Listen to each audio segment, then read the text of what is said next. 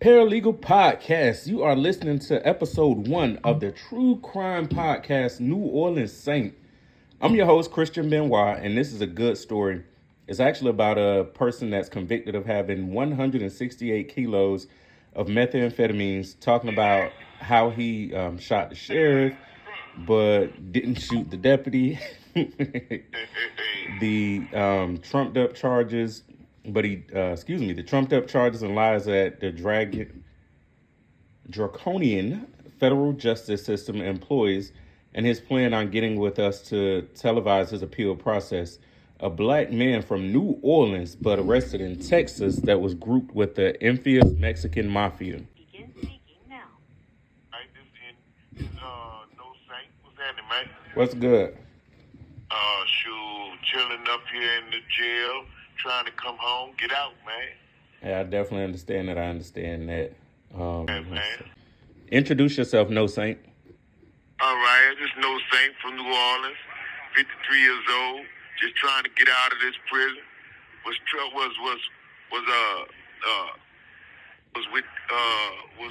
with 168 kilos of methamphetamine with no evidence. No evidence whatsoever, no testing on the dope. So how they gonna know that wasn't dope, huh? Yeah. Definitely got to test it in order to know what it is, at least the That's substance right. is. Now, That's right. I did read that you were arrested in Texas, but you're from New Orleans, right? Yeah, I've been staying in Texas since Katrina, man. Okay. Tell me about your life as growing up. Like, were you a bad kid? I mean, I ain't got no juvenile record. It's like when I came grown, the whole bad luck thing started growing on me from the age of 21 all the way up to 53, man. Okay. So, No Saint, did you have both of your parents in your life coming up? Yes, but I come from a broken home, you know. Okay. My father had me for the summer. My mama had me for the school time. All right. Were you the only child, or? Yeah, I was the only child to 26 years, man. Then my mother had another son. Okay. You know, but on my daddy, I got some siblings. I got one brother and two sisters. Okay. Now, when you were growing up in New Orleans, what neighborhoods were you raised in? Oh, I'm from Valence and Magnolia, man. I'm from where BG and them from. This call is from a federal prison. Soldier Slim, all the rappers mostly, man. But Okay. I travel all the way through, you know. All right. Now, while you was growing up, what hobbies did you have or passions? Oh, my passion, I was a certified cosmetologist, like a barber, You was and a barber? also know how to do women hair, huh? Okay. That's what's up. Definitely takes a skill to be able to do that. Now, That's right. As a person, when you first came to the feds, what was it like? Oh, man, be honest to you, it's all lies, man. It ain't like shit, man. I'd rather be in the state than in the feds, man. Everything they say about the feds was bullshit, man. It wasn't no good, man. I mean, the only thing you get an opportunity, you get to play games and have more TVs. That's it. Okay. But the bumps look the same, and everything else the same, man. Oh, that's the difference. Most people say that the feds is better than state, but Yeah, I guess because that's how they accept it. You know what I'm saying? yeah. You know, I ain't institutionalized, so therefore this shit, all of it look the same. It's just Okay. like I said, it's just probably a little more than you have a little more access to doing things, computers and shit like that. Other than that, man, the same, it's the same. Okay, so Yeah, we ain't got no internet. Yeah, no internet. I'm way up north, and I stay in Texas. I ain't seen my family in 5 years, man. oh wow. Now, while you was in there, I know a lot of people do witness some things. What's some of the most shocking things that you've witnessed? I seen them dudes get stabbed up, all in their face. I mean, shoot, I done seen gay people kissing and shit like that. I ain't never seen that shit. You know, I seen it on TV, but when you Not in see it in person. real life, that shit's mind-blowing, huh? Yeah. Now, while you were locked up, have you met any famous or notorious people in the feds? Yeah, kind of. You know what I'm saying? Not too many. You know what I'm saying? I met a man. I met this other guy. They was in He was a full hood soldier. You know, he ain't famous, but, you know, he's fought for the country. Okay. And really ain't too many people I ran into because I only been in 2 units. So, and the 2 units, right now, they piece of shit, really. Oh. Now,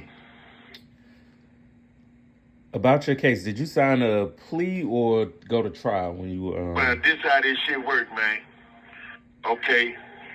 You plead out guilty to something, and when they do your pre-investigation report, hey, man, they come out with more.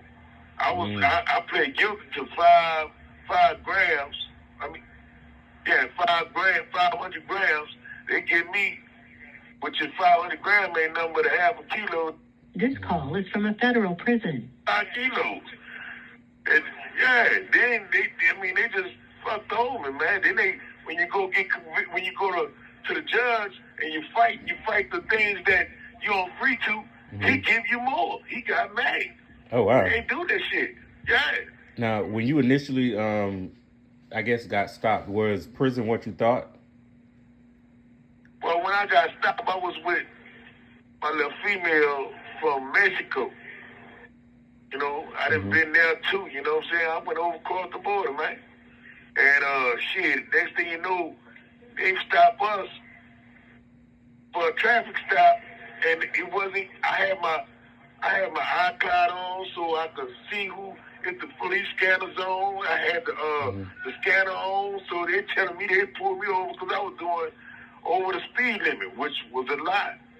So I guess they got a tip saying that what was going on, man. You know, wow. People rather say things that really don't be true, but shit, that's how it happened. I take it how it comes. Yeah. Now, Joe King, or Danger, the ex-convict litigator, is he going to help you file your 2255? Yes, Danger, a great lawyer, man. He know what he doing. He access, you know, he ain't big-headed about it, but he know what he doing. And he take his time doing what he needs to do for the people he care about. Okay. And that's what I respect about him, man. Nah, that's but you know, he too. kind of like got a little looney tune with him, though. But hey, he keep that separate from business, huh? Okay. Now, tell the people what a 2255 is. A 2255 is where you argue the facts that what they said about you, okay? Which is how they know it was me. They ain't got no pictures of me. You're nothing. So how you know? Yeah, it's really like a appeal, you know. Okay. But you argue the facts of what they saying that was not true. Okay. Now, how were you wronged? Well, for one thing, I was wrong by guilty by association, right? And also, I was in a truck with something they said was supposed to be pure methamphetamine when it wasn't. And they ain't even tested to see if. Yeah, they ain't tested it, and then it's in my PSI. Pre-investigation report says, hey, man, your pre-investigation report where they make a report on what was, what is, and was not. And when they did that, that's where they looked at, like, boom, how you going to charge a man with something when you don't even know what it is? Oh, wow. Yeah, that's definitely... Going off of speculation. How you expect that's what it is? You can't expect, hey, that's what that is. Yeah. Am I right or wrong? You're right. You can't just take a guess at it. You do have to check and make sure, fact check, make sure it is what it is, especially if it's that much. That's like me. You know, you guilty. 9/10 of the law is what? Possession. That's right. Possession of what? It's got to be something. I don't know what it is. Or control. All right, it did. All right, it did, man. Nah, I'm really. I think they should have found me guilty of just living. You heard me? Nah, y'all on the right track with investigating it, but we're gonna follow up on the next episode. This is the first part of the New Orleans Saint. Listen to episode 2 where we talk about what the prosecution did. Again, I'm your host, Christian Benoit, and this is another episode of ParaLeagle Podcast, True Crime Documentary. Make sure you guys like, subscribe, follow, and tune in.